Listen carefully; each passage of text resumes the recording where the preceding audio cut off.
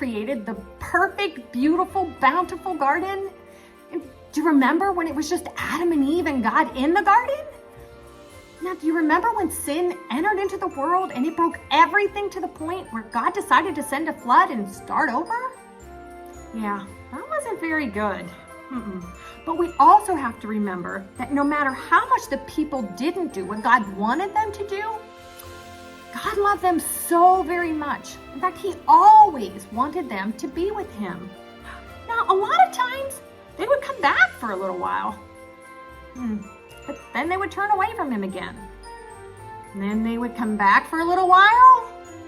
Oh, then they would turn away again. Well, that brings us up to the mountain. God had just brought His people out of slavery in Egypt, and He was ready to give them another chance to follow Him. Now, maybe God thought that if He broke it down for them, it would be easier for His people to follow His ways.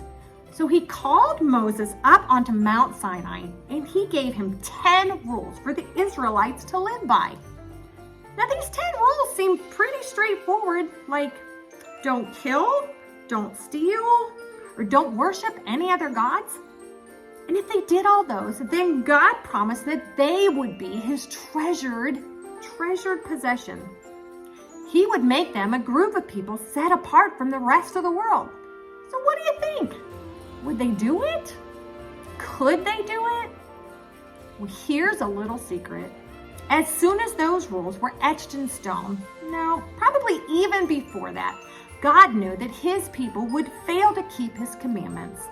We would take things that weren't ours and want so many things more than we wanted God.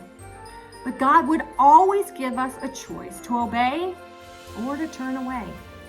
He just wanted us to come back to Him someday.